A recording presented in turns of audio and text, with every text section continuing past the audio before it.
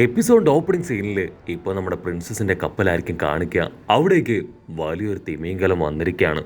വന്നത് മറ്റൊന്നിനുമല്ല, നമ്മുടെ ജിംബയെ കൂട്ടിക്കൊണ്ടു പോകാനാണ്. ജിംബയെ ആണെങ്കിൽ എല്ലാവരോടും യാത്ര പറഞ്ഞ് തിരികെ പോകാൻ തയ്യാറെടുക്കും. ലൂഫിക്ക് ആണെങ്കിൽ ജിംബയോട് തീർത്താൽ തീരാത്തത്രയും നന്ദിയുണ്ട്. Thank you very much. അതിന് ജിംബൈ, ഒരിക്കലും നീ എന്നോട് നന്ദി പറയാൻ പാടില്ല. ആ ജയിലിൽ പെട്ടുകിടന്ന എന്നെ രക്ഷിച്ച് പുറത്തു കൊണ്ടുവന്നത് നീയാണ്. ആക്ച്വലി നിന്റെ ദയയാണ് എനിക്ക് ഈ പുതിയ ജീവൻ നൽകിയത്. 2 വർഷങ്ങൾക്കപ്പുറം ആ ഫിഷ്മാൻ ഐലാൻഡിൽ ഞാനുണ്ടാവും. നീ നിന്റെ ഫ്രണ്ട്സും അവിടേക്ക് എത്തണം. ഉറപ്പായാലും ഞാൻ നിങ്ങൾക്ക് വേണ്ടി കാത്തിരിക്കുമെന്ന് പറഞ്ഞ് ജിംബൈ പോവും. അത് കണ്ട് ലൂഫിക്കും ഒത്തിരി സന്തോഷം. അപ്പൊ ലോങ് ഷോട്ടിലായി നമ്മുടെ സുന്ദരി രാജകുമാരി. അവൾക്കാണെങ്കിൽ ഇപ്പോ ലൂഫിയുടെ പഴയ ചിരിയും കളിയൊക്കെ അവന്റെ ഫേസിൽ കാണുമ്പോൾ ഭയങ്കര സന്തോഷം. അവള് പ്രണയ പരവശയായി അങ്ങനെ ആടിക്കുഴഞ്ഞു മയങ്ങി താഴേക്ക് വീഴുകയാണ്. അതിനുശേഷം റെയിലി ആ കപ്പൽ അങ്ങനെ ടേൺ ചെയ്യാൻ പറഞ്ഞ് മറ്റൊരു ഐലാൻഡിലേക്ക് വരികയാണ്. ആക്ച്വലി ഈ ഒരു ഐലാൻഡിൽ വെച്ചാണ് അവർ ട്രെയിനിങ് എടുക്കാൻ പോകുന്നത്. ഈ ഐലാൻഡിന് മറ്റൊരു പ്രത്യേകത കൂടെ ഉണ്ട്. ആഴ്ചയ്ക്ക് ഇവിടുത്തെ ക്ലൈമറ്റ് അത് ചേഞ്ച് ആയിക്കൊണ്ടേയിരിക്കും. പ്രിൻസസ് പറയും, നിങ്ങൾക്ക് ആവശ്യമായിട്ടുള്ള എല്ലാ ഫെസിലിറ്റിയും ഞങ്ങൾ ഇവിടെ തരാം. എല്ലാ ദിവസവും നിങ്ങൾക്ക് വേണ്ടിയുള്ള ഫുഡും ഞങ്ങൾ എത്തിക്കും. ലൂഫിക്ക് ഞാൻ എന്റെ കൈകൊണ്ട് ഉണ്ടാക്കിയ ഒരുപാട് ഫുഡ് കറക്റ്റ് ടൈമിൽ എത്തിച്ചു തരാന്നൊക്കെ പറഞ്ഞ് അവളിപ്പോ അങ്ങനെ പ്രണയ നിർഭരയായിട്ട് നിൽക്കും. അത് കണ്ട റെയിലി തീർത്തു പറയും, ഒരു കാരണവശാലും പ്രിൻസസ് ഇവിടേക്ക് ഫുഡ് കൊണ്ടുവരാൻ പാടില്ല. അത് ലൂഫിയുടെ ട്രെയിനിങ്ങിനെ ബാധിക്കും. ഞങ്ങൾക്ക് ആവശ്യമായിട്ടുള്ളത് ഞങ്ങൾ തന്നെ കളക്ട് ചെയ്ത് കഴിക്കും. മാത്രമല്ല, ഒരു പെൺകുട്ടിയുടെ നിഴല് പോലും ഈ ഐലാൻഡിൽ വീഴാൻ പാടില്ല. അത് കേട്ട് പ്രിൻസസിന് ടെൻഷനാവും. റെയിലി പറയും, ലൂഫി ഒരു നല്ല പൈലറ്റായി മാറണമെന്ന് നിങ്ങൾ ആഗ്രഹിക്കുന്നുണ്ടെങ്കിൽ ഞാൻ പറയുന്നത് അനുസരിക്കണം. അവൻ ഇവിടെയുള്ള കാര്യങ്ങളെല്ലാം മനസ്സിലാക്കി ജീവിക്കണം. കഷ്ടപ്പെട്ടും ബുദ്ധിമുട്ടിയും ഈ കാട്ടിൽ നിന്നും കടലിൽ നിന്നും കിട്ടുന്ന സാധനങ്ങളൊക്കെ ഭക്ഷിച്ചും എക്സ്ട്രീം ലെവലിൽ ട്രെയിനിങ് എടുത്തൊക്കെ വേണം അവന്റെ ഈ ട്രെയിനിങ് അത് കംപ്ലീറ്റ് ആവാൻ. എങ്കിലും മാത്രമേ അവനെ കൊണ്ടൊരു നല്ല പൈലറ്റ് ആവാൻ പറ്റൂ. അത് കേട്ട് പ്രിൻസസ് ആണെങ്കിൽ ഇപ്പൊ തല താഴ്ത്തി നിൽക്കും. ലൂഫി ആണെങ്കിൽ എല്ലാവരോടും ടാറ്റാ ബൈ ബൈ ഒക്കെ പറഞ്ഞ് റെയിലിയുടെ കൂടെ ഐലാൻഡിനകത്തേക്ക് പോവാണ്. പ്രിൻസസിന്റെ ഉള്ളിലും മനസ്സിലൊക്കെ ഭയങ്കര ഭീതിയാണ്. കാരണം അവൾക്ക് ഈ ഐലാൻഡിനെ കുറിച്ച് വളരെ നന്നായിട്ട് അറിയാം. ഇത് വളരെ ബാഡ് ആയിട്ടുള്ള ടെറർ ആയിട്ടുള്ള ഒരുപാട് അപകടങ്ങളുള്ള ഒരു വൃത്തികെട്ട ഐലാൻഡാണ്. അപ്പൊ അതേസമയം റെയിലി അവൻ ലൂഫിയെ കൂട്ടിക്കൊണ്ട് ഇപ്പൊ ആ ഒരു ഐലാൻഡിന്റെ ഒത്ത നടുവിലേക്ക് വരും. ദൂരെയായിട്ട് റെയിലി ഒരു മരം അവന് ചൂണ്ടി കാണിച്ചു കൊടുക്കും. ഒരു കാരണവശാലും ഈ ഒരു മരം നീ മറക്കാനായിട്ട് പാടില്ല. ഇവിടെയുള്ള എല്ലാ ക്രീച്ചറുകൾക്കും മോൺസ്റ്ററുകൾക്കും ഈ മരത്തെ ഭയങ്കര പേടിയാണ്. സോ ഈ ഐലാൻഡിൽ ആകെ സേഫ് ആയിട്ടുള്ള ഒരേ ഒരു സ്ഥലം അത് ഈ മരമാണ്. ലൂഫി, ആക്ച്വലി നിനക്കൊരു കാര്യം അറിയോ? നമ്മൾ രണ്ടുപേരും മാത്രമേ മനുഷ്യന്മാരായിട്ട് ഇപ്പൊ ഈ ഐലാൻഡിലുള്ളൂ. പണ്ട് ഈ ഐലാൻഡിൽ ഒരുപാട് പേര് ജീവിച്ചിരുന്നു. പക്ഷെ അതിൽ ഒരുപാട് പേരെ ചില ബീസ്റ്റുകൾ പിടിച്ചു നിന്നു. ബാക്കിയുള്ളവര് ജീവനും കൊണ്ട് ഇവിടുന്ന് ഓടി രക്ഷപ്പെട്ടു. അത്രയും പറഞ്ഞ് റെയിലി ആണെങ്കിൽ കണ്ണടച്ച് ശ്വാസം വലിച്ചു വിടും. അവനാണെങ്കിൽ അവിടെയുള്ള അപകടത്തെ പറ്റിയും ബീസ്റ്റുകളെ കുറിച്ചും ഇപ്പൊ നന്നായിട്ട് മനസ്സിലാവും. റെയിലി ആണെങ്കിൽ ഇപ്പൊ ലൂഫിയുടെ കൈ പിടിക്കും.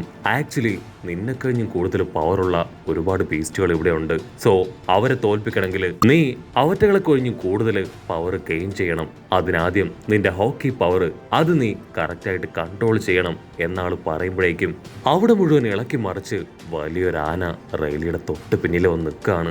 ലൂഫി ആണെങ്കിൽ അതിനെ കണ്ട് നിലവിളിക്കും. പക്ഷെ റെയിലിക്കാണെങ്കിൽ യാതൊരു ഭാവവ്യത്യാസവും ഇല്ലാതെ ആളാണെങ്കിൽ വീണ്ടും ലൂഫിക്ക് ക്ലാസ് എടുക്കുകയാണ്. ഇതിന് ഞാൻ തന്നെ എന്തെങ്കിലും ചെയ്തേ പറ്റൂന്ന് പറഞ്ഞ് ലൂഫി ആണെങ്കിൽ സ്ട്രെയിറ്റ് ആയിട്ട് സെക്കൻഡ് ഗിയറിലേക്ക് പോകും. എന്നിട്ട് ചാടി വന്ന് അതിനെ ആഞ്ഞടിക്കും. ആനയ്ക്കാണെങ്കിൽ ഒരു പോറൽ പോലും ഏൽക്കില്ല. അത് തുമ്പിക്കൈയിൽ ലൂഫിയെ വാരിയെടുത്ത് കറക്കി നിലത്തടിക്കും. ഇവിടെ ആനയാണെങ്കിൽ ഇപ്പൊ റെയിലിക്ക് നേരെ തിരിഞ്ഞ് ആളെ അറ്റാക്ക് ചെയ്യാൻ തുടങ്ങും. ഉടനെ ഹോക്കി പവറുള്ള റെയിലി അതിന്റെ മൂവ്മെന്റ്സ് കറക്റ്റ് ആയിട്ട് മനസ്സിലാക്കി ഐഡി ശബ്ദം ഉണ്ടാക്കി അതിനെ വെട്ടിത്തെറിപ്പിച്ച് അതിന്റെ ഓരോ അറ്റാക്കിൽ നിന്ന് ഈസി ആയിട്ട് രക്ഷപ്പെടും. ലൂഫി ആണെങ്കിൽ അവന്റെ പവർ കണ്ട് അങ്ങനെ ഷോക്കാവും. ആക്ച്വലി ഇതേ പവർ തന്നെയാണ് സ്കൈ ഐലാൻഡിൽ വെച്ച് ലൂഫി അവന്റെ ഓപ്പണന്റിൽ കണ്ടത്. അതുപോലെ തന്നെ നമ്മുടെ പ്രിൻസസിന്റെ സിസ്റ്റേഴ്സും അവർക്കും ഇതേ പവർ ഉണ്ടായിരുന്നു. അടുത്ത നിമിഷം റെയിലി ആളുടെ കയ്യിൽ നിന്ന് ഒരു പവർ പുറത്തേക്ക് എടുക്കും. ആ ഒരു പവർ വന്ന് ആനയിൽ ആഞ്ഞെട്ടിച്ച് അത് തകർന്ന് വീഴുകയാണ്. ഇവിടെ ലൂഫിക്കാണെങ്കിൽ അതുകൊണ്ട് വിശ്വസിക്കാൻ പറ്റില്ല. അവൻ ഇതേ അറ്റാക്ക് തന്നെയാണ് ആ സെന്റമറു അവനും ചെയ്യുന്നത് കണ്ടത്. അടുത്ത നിമിഷം റെയിലി ആളുടെ ഹോക്കി പവർ എടുത്ത് ഇപ്പോ ലൂഫിയുടെ നെറ്റിയിൽ ചെറുതായിട്ടൊന്ന് ഞൊട്ടും. അവൻ വേദന കൊണ്ട് പെടയും. അപ്പോഴായിരിക്കും റെയിലി പറയാ, ഈ ഹോക്കി പവറിന് മുൻപില് ഡെവൽ ഫ്രൂട്ടിന്റെ പവറിന് പിടിച്ചു നിൽക്കാനാവില്ല. ഡെവൽ ഫ്രൂട്ടിന്റെ പവറിനെ ഹോക്കി പവർ കൊണ്ട് ഡിഫീറ്റ് ചെയ്യാൻ പറ്റും. അതുമാത്രമല്ല, ഈ ഒരു ഹോക്കി പവർ അത് വെപ്പൻസിലേക്ക് പോലും ട്രാൻസ്ഫർ ചെയ്യാൻ പറ്റും. അതിന് എക്സാമ്പിൾ ആണ് ആ കൂജ ആരോസ്. റെയിലി അങ്ങനെ കാര്യമായിട്ട് ക്ലാസ് എടുക്കുമ്പോഴായിരിക്കും ആന വീണ്ടും ടെററായിട്ട് ചാടി എഴുന്നേറ്റ് വരിക. റെയിലി ടേൺ ചെയ്ത് അതിനെ തുറച്ചു നോക്കും. അടുത്ത സെക്കൻഡ് അത് ബോധം കെട്ട് താഴെ വീഴും. ലൂഫി ആണെങ്കിൽ ആ കാഴ്ച കണ്ട് ഫ്രീസ് ആയിട്ട് നിൽക്കുകയാണ്. ഹോക്കി പവറിന് ഇത്രയും കാര്യങ്ങൾ ചെയ്യാൻ കഴിയോ? ഒരാളെ സ്പർശിക്കാതെ അതിനെ തകർക്കാനായിട്ട് ഈ ഒരു പവറിന് മാത്രമേ കഴിയൂ. Actually Rayleigh king of pirate Gold റോജറിന്റെ കൂടെ ഉണ്ടായിരുന്ന ആളാണ്. സോ റെയിലി നിസാരക്കാരനല്ല എന്ന് ഇപ്പൊ ലൂഫി അടിച്ചു പറയും. നമ്മുടെ ലൂഫി ആണെങ്കിൽ ഈ ഒരു ഹോക്കി പവർ അത് അവന്റെ ഗ്രാൻഡ് മുതൽ ഒരുപാട് പേരിൽ ഓൾറെഡി കണ്ടു കഴിഞ്ഞു. പക്ഷെ ഹോക്കി പവറിന്റെ എക്സ്ട്രീം വേർഷൻ അത് നമ്മുടെ ചെക്കൻ ആദ്യമായിട്ടാണ് കാണുന്നത്. ആ ടൈം ലൂഫി ആ ഒരു ഹോക്കി പവർ കണ്ട് ഷോക്കായതാണ്. പക്ഷെ അവന്റെ ബോഡിയിലും അതേ ഹോക്കി പവർ ഉണ്ടാവുമെന്ന് അവൻ ഒരിക്കലും കരുതിയിരുന്നില്ല. റെയിലി പറയും, നിന്റെ ബോഡിയിലും ഈ ഹോക്കി പവർ ഉണ്ട്, പക്ഷെ അത് കൺട്രോൾ ചെയ്ത് കറക്റ്റായിട്ട് ഉപയോഗിക്കുക എന്നത് നിസ്സാരമായ കാര്യമല്ല. അതിനുവേണ്ടി ഒരുപാട് കഷ്ടപ്പെടണം. അത് കേൾക്കേണ്ട താമസം ലൂഫി ആണെങ്കിൽ ഞാനതിന് റെഡിയാണെന്ന് പറഞ്ഞ് ഉഷാറായിട്ട് ചാടി നിൽക്കും. അതിനുശേഷം രണ്ടുപേരും അവർ തകർത്ത ആ ഒരു എലിഫന്റിനെ അതിനെ കയറിലൊക്കെ കെട്ടി ഇപ്പൊ തീയൊക്കെ കൂട്ടി കടിച്ചു പറിച്ച് തിന്നാണ്.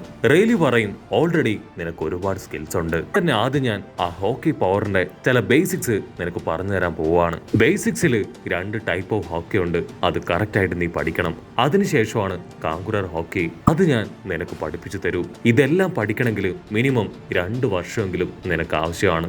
സാധാരണഗതിയിൽ ഏതെങ്കിലും ഒരു ഹോക്കി പവർ മാത്രമേ ആർക്കെങ്കിലും ഒക്കെ പഠിക്കാനായിട്ട് കഴിയൂ. പക്ഷേ നീ ഒരു സാധാരണക്കാരനല്ല. നിന്റെ പവറുകൾ ഉപയോഗിച്ചുകൊണ്ട് തന്നെ നിനക്ക് എല്ലാ ഹോക്കി പവേഴ്സും ഞാൻ നിനക്ക് പറഞ്ഞു തരാൻ പോവാണ്. നീ അതിന് റെഡിയല്ലേ? ലൂഫി ആനക്കാലൊക്കെ കടിച്ചു പറിച്ച് യെസ് ഞാൻ റെഡിയാണെന്ന് ആവേശത്തിൽ പറയും. പക്ഷെ റെയിലി അതിന് മുൻപായിട്ട് ഒരു വാണിംഗ് കൊടുക്കും. ഞാൻ നിന്റെ ട്രെയിനറാണ്. സോ ഒരു തരത്തിലുള്ള ദയയും എക്സ്ക്യൂസും എന്റെ അടുത്ത് നിന്ന് നീ പ്രതീക്ഷിക്കാനായിട്ട് പാടില്ല. ലൂഫിക്കും അത് തന്നെയാണ് ആവശ്യം.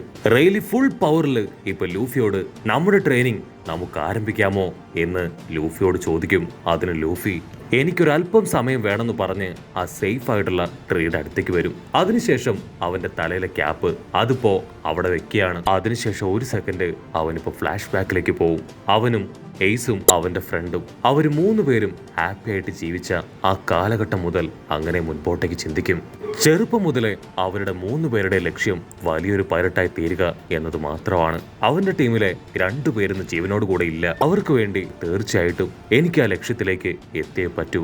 അതുമാത്രമല്ല എനിക്കിപ്പോ ഒരു ടീമുണ്ട്. അവരെ പ്രൊട്ടക്ട് ചെയ്ത് അവർക്കും സ്ട്രെങ്ത് പകർന്നു നൽകി ഞാൻ വേണം മുൻപോട്ടേക്ക് സെയിൽ ചെയ്ത് കൊണ്ടുപോകാൻ. നമ്മൾ വീണ്ടും നമ്മുടെ ചൈത്രയാത്ര അത് തുടരുന്നൊക്കെ പറഞ്ഞ് അവൻ ആ റെയിലിയുടെ വിബറു കാർഡ് അത് ക്യാപ്പിൽ തിരികെ വെച്ച് ആ മരത്തിന്റെ അടുത്ത് സേഫായിട്ട് വയ്ക്കും. അതിനുശേഷം റെയിലിയോട് താങ്ക്സ് പറഞ്ഞ് പ്രാക്ടീസിന് പോവും. അവിടുന്ന് അങ്ങനെ ബ്ലാക്ക് ഔട്ട് ചെയ്ത നമ്മുടെ ബ്രൂക്ക് അവനൊരു പാട്ടൊക്കെ പാടി ട്രെയിനിങ് വേറെ ലെവലിൽ എടുക്കുകയാണ്. മറ്റൊരു ഭാഗത്ത് സോറോ അവന്റെ ബോഡിയിലെ പരുക്കുകൾ അതൊന്ന് ഹീലാവുന്നതിന് മുൻപ് തന്നെ ആ കുരങ്ങന്മാരുമായിട്ട് വീണ്ടും പൊരിഞ്ഞ ഫൈറ്റ്. മറ്റൊരു ഭാഗത്ത് നമ്മുടെ സാഞ്ചി അവൻ എങ്ങനെയെങ്കിലും ആ 99 റെസിപ്പീസ് അത് കൈക്കലാക്കാനായിട്ട് അവരുമായിട്ട് മല്ലിടുവാണ്. അവിടുന്ന് അങ്ങനെ ബ്ലാക്ക് ഔട്ട് ചെയ്ത ഡുവലും ടീമും ആണെങ്കിൽ നമ്മുടെ കപ്പലിനെ അതിനെ പ്രൊട്ടക്ട് ചെയ്യാണ്. ഇവിടെ ഫ്രാങ്കി ആണെങ്കിൽ ലാബില് ഒരുപാട് റിസർച്ച് ഒക്കെ ചെയ്ത് കൂടുതൽ കാര്യങ്ങൾ പഠിച്ചെടുക്കും. ഉസോപ്പ് ആണെങ്കിൽ അവൻ അവിടുന്ന് കിട്ടിയ ഫുഡൊക്കെ കഴിച്ച് ട്രെയിനിങ് എടുത്ത് എക്സസൈസ് ചെയ്ത് വേറെ ലെവലാവും. റോബിൻ ആണെങ്കിൽ ലൂഫിയുടെ പപ്പ ഡ്രാഗനെ കാണാൻ അവിടേക്ക് പോവാണ്. അവിടുന്ന് അങ്ങനെ സൂം ഔട്ട് ചെയ്ത നമ്മുടെ ലൂഫി ഞാൻ സ്ട്രോങ് ആവാൻ പോവാണെന്ന് പറഞ്ഞ് കൈയൊക്കെ മുകളിലേക്ക് വീശി വമ്പം പോസൊക്കെ കൊടുക്കുന്നതോട് കൂടെ ഈ ഒരു എപ്പിസോഡും അവസാനിക്കുന്നു. എപ്പിസോഡ് ഇഷ്ടപ്പെടുകയാണെങ്കിൽ തീർച്ചയായിട്ടും ലൈക്ക് ചെയ്യാനും കമന്റ് ചെയ്യാനും ഷെയർ ചെയ്യാനും മറക്കല്ലേ. അടുത്തൊരു അടിപൊളി എപ്പിസോഡുമായിട്ട് കാണുന്നവരെ it's me with Mallu episode.